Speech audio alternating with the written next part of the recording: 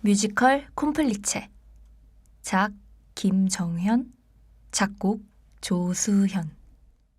배경 2007년 불가리아와 루마니아, 도나우 강가의 국경 마을.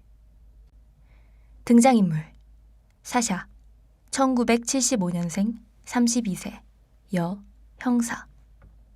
불가리아 국경 도시 루셰의 명망 높은 사업가 안드레이도프의 양자. 일찍 어머니를 여의었으나 다정한 아버지와 남부러울 것 없이 살아왔으며 아버지의 기대에 부응하여 능력 있는 지역 형사로 거듭났다.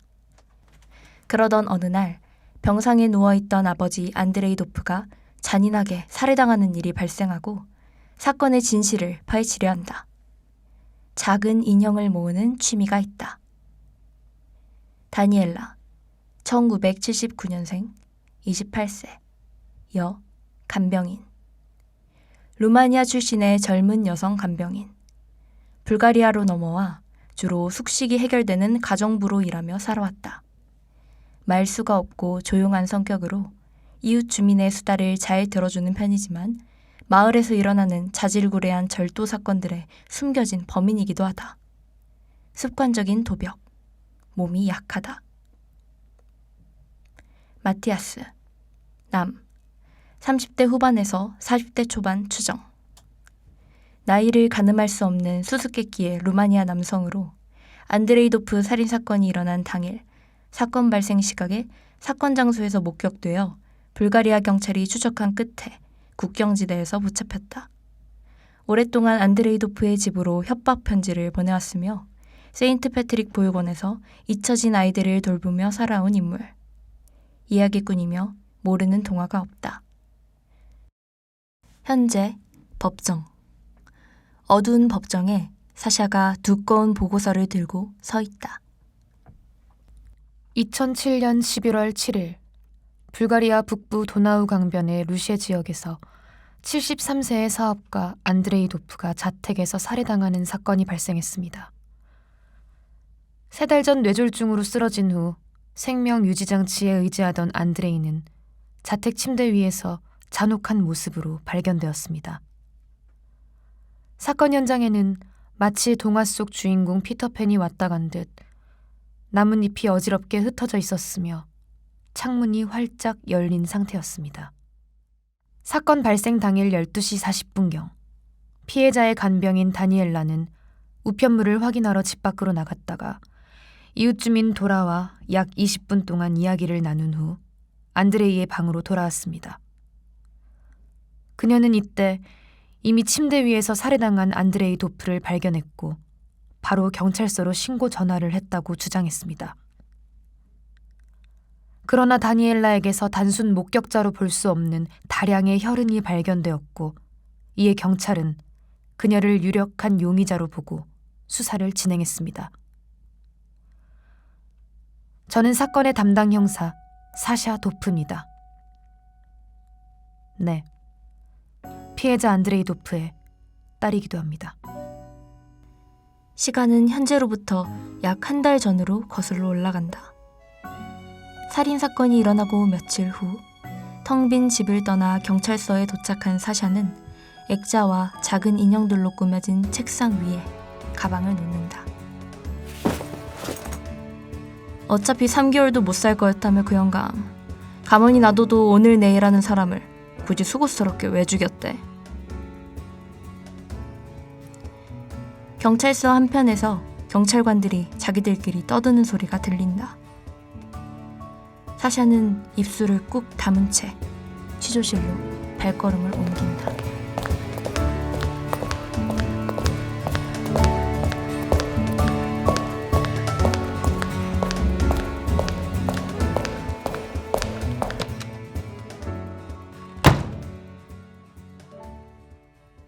사샤. 다니엘라. 왜 그랬어? 내가 그런 게 아니라고요. 계속 말했잖아요. 그 사람이 대체 너한테 뭘 잘못했길래? 남들 말 맞다나 어차피 곧 있으면 죽을 사람이었는데 대체 왜 그런 건데? 내가 죽인 게 아니라고요. 내가 들어갔을 때 이미 아저씨는 죽어 있었어요. 난 그래서 신고를 한 건데 지금 왜 이렇게 조사를 받고 있는지 모르겠네요. 너한텐 피가 잔뜩 묻어 있었어. 그 현장을 본 누구라도 널 의심했을걸. 피가 흐르고 있으면 당연히 지혈을 하잖아요. 그 모습을 보고 눈 한쪽이 완전 함몰되어 있었고 팔이 잘려 있었는데 그 모습을 보고 지혈을 해야겠다는 생각을 먼저 하셨다. 그건 너무 경황이 없어서. 여기서 풀려나고 싶다면 그것보단 훨씬 그럴듯한 증거를 대야 할 거야. 가끔 절대 없을 것 같은 일들도 일어나요. 젊은 간병인이 곧 죽을 노인 목을 잘라 죽이는 일 같은 거? 왜 그렇게 나라고 확신하는 거예요? 너 말고 또 누가 우리 아빠를 죽이려고 했겠어. 어떻게 그렇게 장담해요? 우체통에 편지가 있었어요. 전기세, 가스비, 수도세, 당신에게 온 범인들 협박 편지, 피해자들의 감사 편지, 그리고 가브리엘이라는 사람에게 온 편지. 가브리엘, 겨울이에요, 여긴. 여긴 강가라서 바람이 엄청 매서워요. 당신의 답장이 없던 지난 3달은 너무 힘들었어요. 당신의 도움이 필요해요. 이번만 도와주면 더 이상 당신을 협박하지 않을게요. 당신밖에는 우릴 도와줄 사람이 없어요.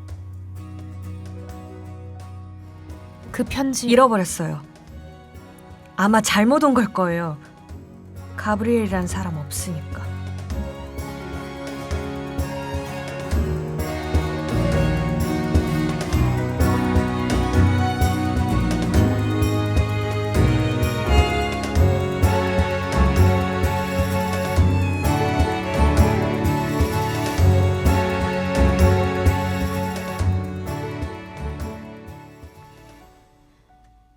알 수 없는 공간. 양손에 인형을 든 다니엘라가 등장한다.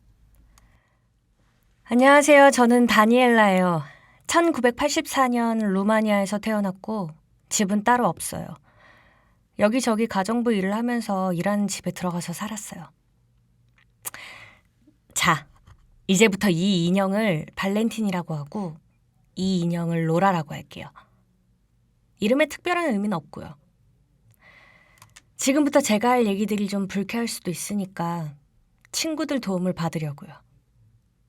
사람들은 동화를 좋아하잖아요. 그것들이 가진 뭐랄까... 순수함을 좋아하는 거겠죠? 공격적이지 않고 얌전하고 불필요한 말도 안 하고. 죄송해요. 이런 말이 듣고 싶으셨던 건 아닐 텐데. 여러분은 제가 피터팬인지 궁금하시겠죠? 하지만 절 믿으세요. 그건 정말 중요하지 않아요. 그래도 사샤에게는 확실히 중요한 거였죠. 아빠를 많이 사랑했을 테니까. 해질녘 사샤의 집. 불이 모두 꺼진 거실. 사샤는 천천히 계단을 내려온다. 사샤는 아빠 안드레이도프의 흔적을 추억한다.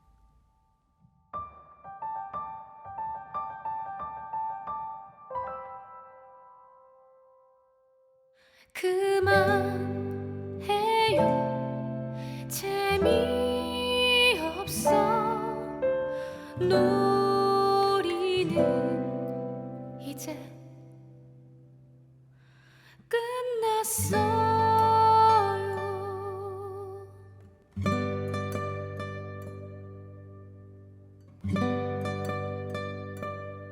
여전히 이곳에 있어 당신의 흔적이 이곳을 맴돌고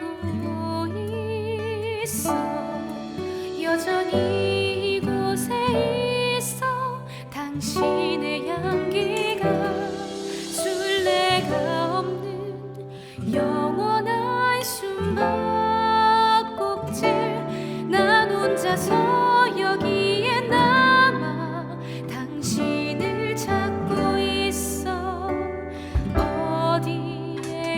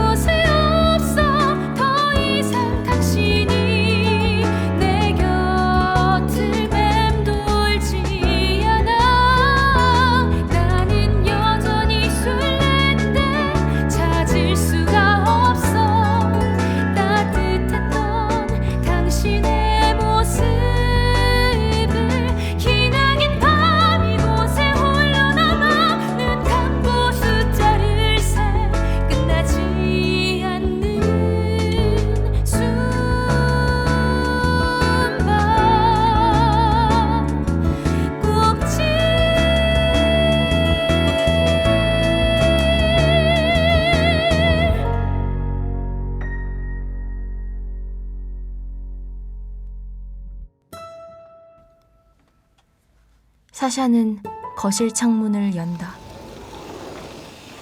창 밖으로 눈이 흩날린다.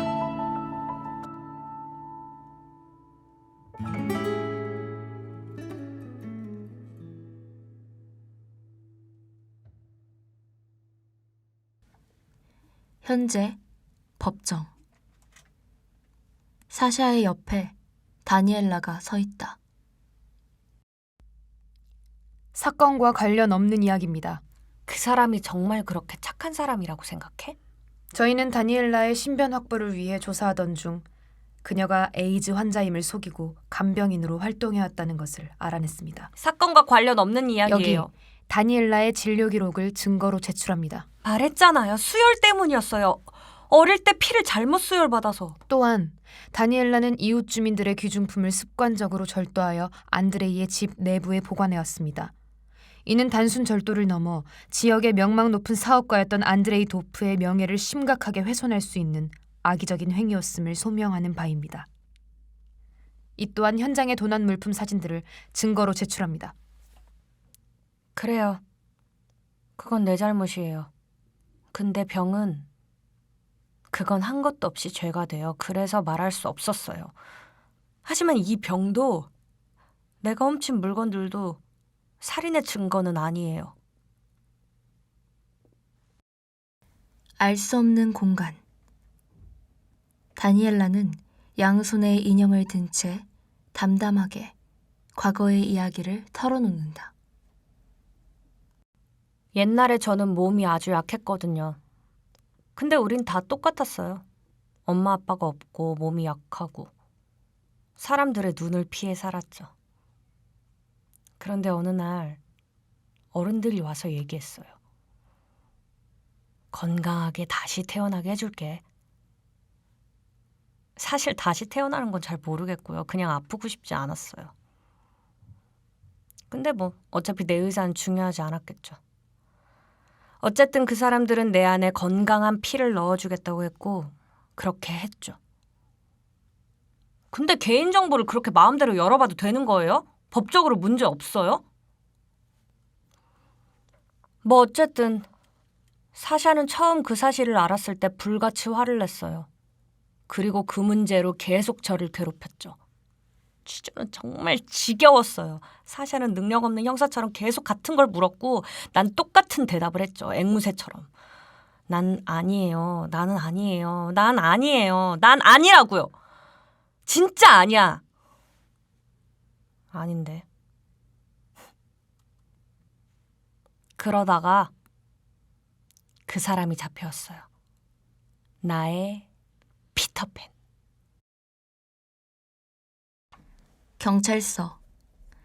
경찰서에 잡혀온 마티아스. 그는 취조실 안에서 사샤에게 취조당한다. 다니엘라는 취조실 밖에서 마티아스를 계속 힐끔거린다. 목격자는 사건 시각 피의자로 추정되는 인물이 근처를 배회했다고 증언했습니다. 목격자는 이 미스터리한 피터팬이 앳된 소년이었으며 마치 땅 위를 떠다니는 듯 발소리가 나지 않았다고 진술했습니다. 그는 피해자의 집에 메시지를 남긴 것으로 추정되며 앳된 소년이라. 와, 사샤, 정말 멋진 어른이 됐네. 마치 자신을 잘 아는 듯 대하는 마티아스의 태도에 사샤는 어이없다는 듯 그를 바라본다. 날 알아? 그럼 이 사람도 알지? 마티아스에게 안드레이도프의 사망 당시 사진을 건네는 사샤. 마티아스는 사진을 받아든다. 꼭 후쿠선장 같네. 사샤는 불쾌한 듯 마티아스의 손에 들린 사진을 빼앗는다. 신분증도 없어. 주머니에서 나온 건 동전 몇 개가 다야. 짐도 없어. 이름이 뭐야 너? 사샤, 나야 마티아스. 마티아스? 괜찮아. 다들 떠나면 잊어. 새들도 자기가 어릴 때 떠나온 둥지를 기억 못해. 난 길을 잃은 아이들과 함께 살고 있어. 거기가 어딘데? 네버랜드. 넌 거길 그렇게 불렀었지. 네버랜드. 취조실 안의 대화에 귀를 기울이고 있던 다니엘라는 그 말을 듣고 고개를 돌린다. 취조실 안의 마티아스와 취조실 밖의 다니엘라의 눈이 마주치고 사샤는 그 모습을 놓치지 않는다. 뭐야, 너희. 저의 그때 다니엘라가 경찰서를 탈출한다.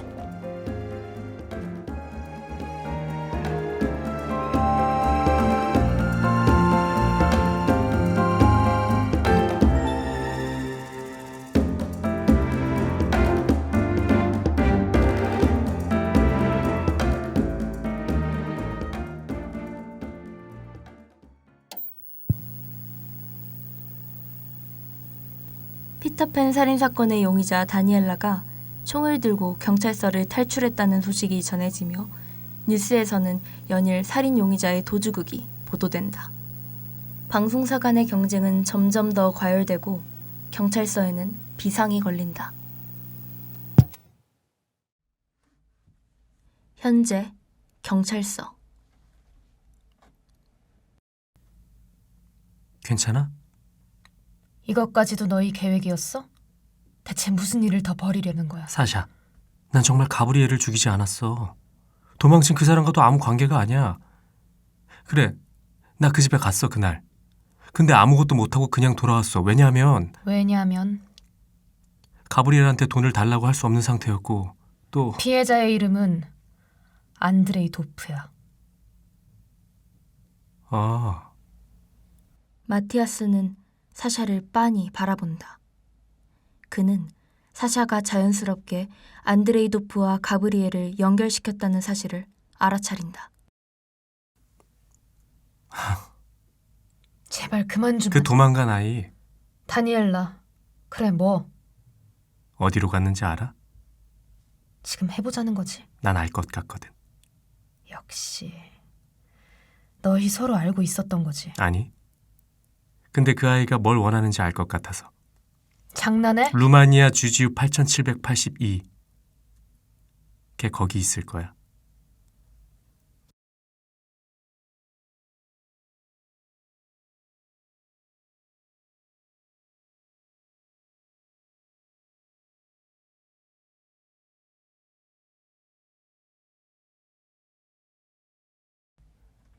현재 법정. 사샤, 다니엘라가 서 있다. 용의자 마티아스가 언급한 주소는 검색 결과 교회 공동묘지로 밝혀졌습니다. 마티아스가 법정에 등장한다. 어떻게 그럴 수가 있죠? 처음엔 안 믿었어요. 그러자 사샤가 다시 한번 컴퓨터 화면을 보여줬죠. 맙소사, 정말 공동묘지였어요. 그럼 우리 집은? 어떻게 지도에서 지울 수가 있지? 있었다고는 해줄 수 있잖아. 잘못했다고 미안하다고 하긴 싫어도 아예 없애버리면 안 되는 거잖아요. 자꾸 증거가 있냐고 하는데 내가 증거라고요. 나는 왜 증거가 안 된다는 거예요? 그 개자식들은 사라지고 싶었겠지. 우리가 살아남고 싶었던 만큼. 사라질 수 있다고 믿었겠지. 이렇게 모른 척 해주니까. 그놈이 어떤 짓을 했는지 똑바로 보려고 하지 않으니까. 차우셰스크 기억해요? 루마니아의 독재자 차우셰스쿠는 1989년 12월 25일 인민재판을 통해 총살당했습니다. 차우셰스쿠 정권의 조력자들은 신분을 위조하여 동유럽 각지로 도피하였습니다. 해당 정권의 출산정책 담당자였던 가브리엘 울프스 역시 국외로 도피, 행적이 묘연한 상태였습니다. 가브리엘 울프스. 전 결국 그 사람의 이름을 형사님께 말씀드렸습니다. 그녀가 불행해지길 바라진 않지만 기억해야 하는 건 기억해야 하니까.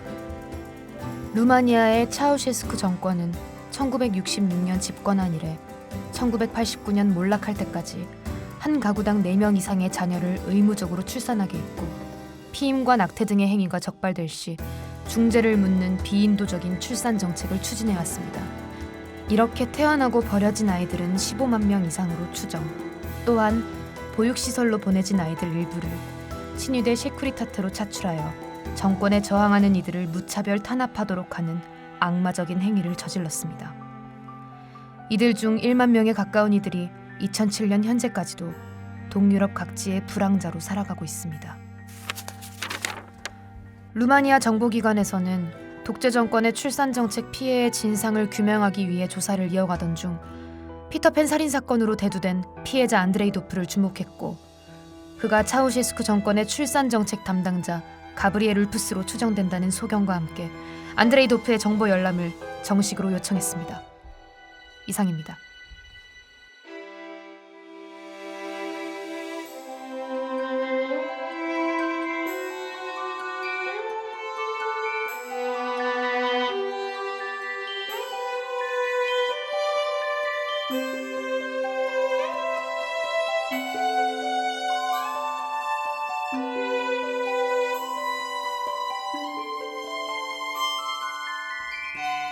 마티아스의 이야기로 안드레이 도프가 바로 그 가브리엘 울프스라는 것을 알게 된 사샤는 동시에 아득하게 묻어두었던 자신의 과거를 기억해낸다.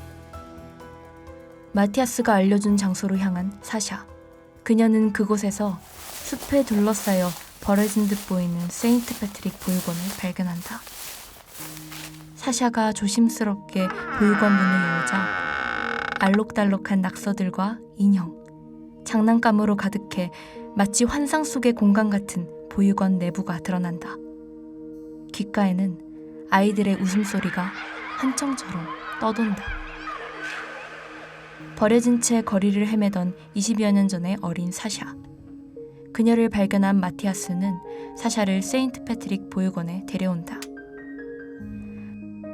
마티아스는 추위와 굶주림, 병으로 고통받는 아이들에게 이야기를 들려주며 아이들이 그것들과 싸울 수 있도록 힘을 주었는데 어린 사샤는 그럼에도 불구하고 죽어가는 아이들을 보며 그렇게 되고 싶지 않다고 생각한다.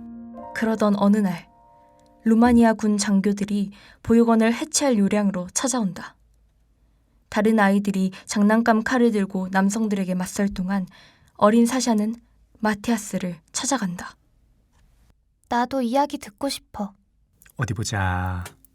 사샤에겐 빨간 모자 이야기를 들려줄게. 무슨 내용인데? 이건 작은 소녀가 할머니를 잡아먹은 늑대를 물리친 이야기야. 아빠의 심부름으로 할머니를 찾아간 소녀는 어느 순간에 깨달아. 늑대가 할머니를 잡아먹었다는 걸. 마티아스의 이야기를 들은 사샤는 잠시 후 장교들 앞에 나아간다. 살려주세요. 사샤, 이렇게 살고 싶지 않아요. 데려가 주세요. 어린 사샤의 당돌한 말에 한 장교가 웃음을 터뜨린다. 그는 그렇게 어린 사샤를 품에 안고 떠났다.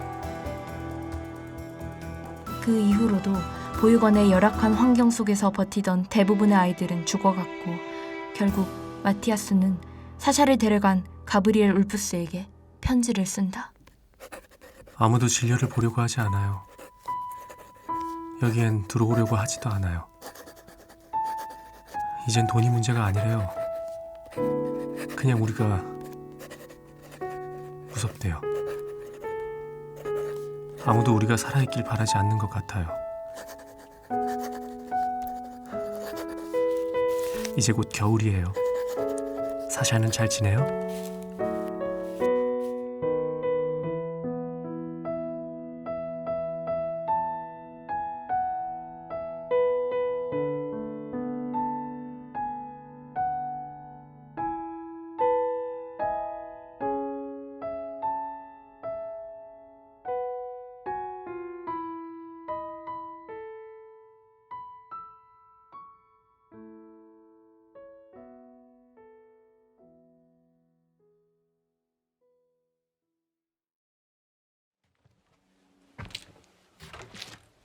잊혀진 기억을 더듬으며 세인트 패트릭 보육원 내부를 헤매는 사샤와 보육원 어딘가에서 사샤를 기다리고 있는 다니엘라.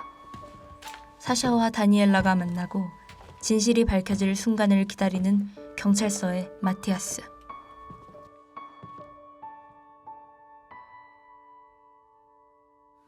눈 내린 벌판 위에 작고 아늑한 기차역 그곳에서 나를 태운 낡은 구식 기차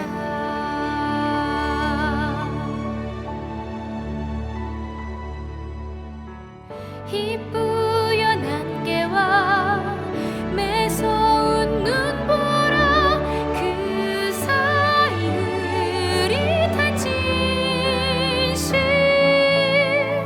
기차는 달리고 달려 종착지로 last train home.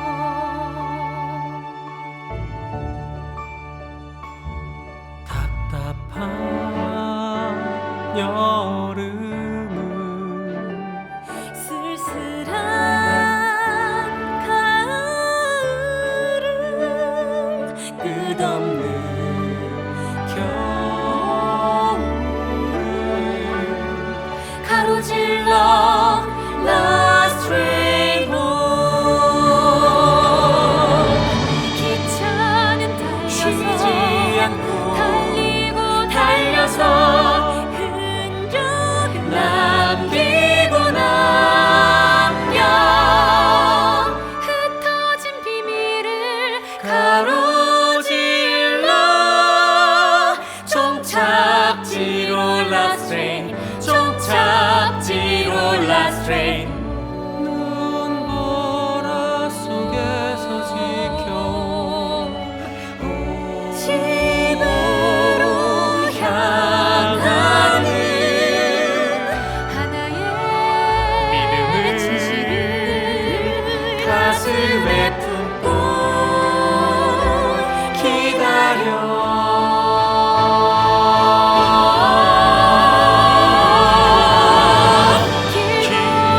겨울이 외로운 영에서 산산이 부서진 계절 돌아올 봄을 기다려 마침내 도착한 그래 이건 마지막 열차 올라타 the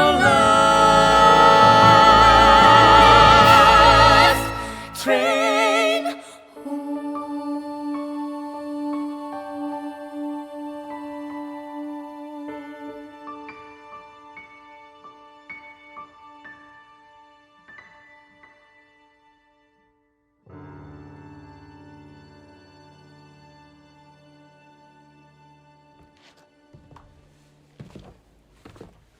보육원을 헤매던 사샤는 마침내 거대한 무덤처럼 보이는 인형 더미 앞에서 다니엘라와 마주한다. 이게 다 마티아스가 여길 이렇게 멋진 곳으로 만들었겠지? 여기 있던 사람들은 죽을 때까지 동화 속에서 살았던 거야. 자기들을 악당을 무찌를 용감한 기사나 요정이라고 믿으면서. 나도 그랬으면 좋았을 텐데. 네가 여기 있을 거라고 마티아스가 알려줬어. 두 사람 결국 공범이었던 거야? 여러 사람들이 힘을 합쳐 누굴 죽이거나 못살게 구는 거, 그걸 우린 콤플리처라고 하잖아. 공범. 그래. 그럼 그건 우리가 아니지. 우릴 이렇게 만든 사람들이지. 봐. 그 사람이 죽으니까 어떤 일이 벌어졌는지. 너는 처음으로 나를, 우리들을 궁금해해. 다른 사람들도 마찬가지일걸? 사샤, 그날 가브리엘은 너무 평범하게 죽어 있었어. 그 사람은 그렇게 죽으면 안 됐는데. 그 사람의 정체를 밝히고 싶어서 살짝 장난친 거야. 그래서 나도 피터팬도 저 밖에서 사라져간 나의 친구들도 모두 기억되길 바랬어. 내가 바란 건 그것뿐이야. 현재 법정. 어두운 법정에 사샤와 다니엘라, 마티아스가 함께 서 있다. 한 달쯤 전에 마티아스가 가브리엘에게 쓴 편지를 우연히 발견했습니다. 거기서 네버랜드와 내 친구들에 대한 얘기를 들었어요. 난 나를 따라다니던 알 수 없는 분노의 목적지를 발견했죠. 이후 밝혀진 내용입니다. 관할서에 총기를 전수조사한 결과 도난 총기 없음. 도주자는 비무장 상태. 부검 결과 안드레이도프의 사인은 뇌졸중으로 인해 혈관이 수축하여 발생한 급성 심장마비. 시신의 왼쪽 눈에 난 자상과 오른팔 절단은 사후에 가해진 것으로 추정. 다니엘라, 당신은 왜 이미 죽은 시신에 이런 일을 저지른 건가요? 사람들은 동화를 좋아하니까. 마티아스, 당신은 왜 어린 나에게 빨간 모자 이야기를 들려준 거죠? 아이들은 들었던 이야기를 잊어버리지 않는다고 믿으니까. 다니엘라와 마티아스, 퇴장한다. 홀로 남은 사샤. 마티아스, 이야기를 들려줘. 모든 아이들은 자라서 어른이 된다고. 정의는 승리하고 나쁜 사람들은 벌을 받는다고. 진실은 반드시 밝혀진다고. 잊어버리지 않게 계속 들려줘. 누구라도. 않게 또 들려줘.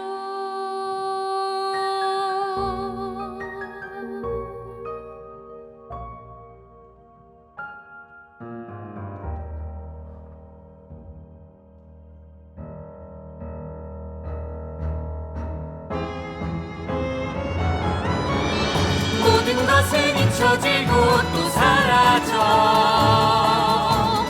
모두 보고 싶은 것을 보니까 기억해야 기억해. 내일이면 거짓일지 내일이면 거짓일지 모르니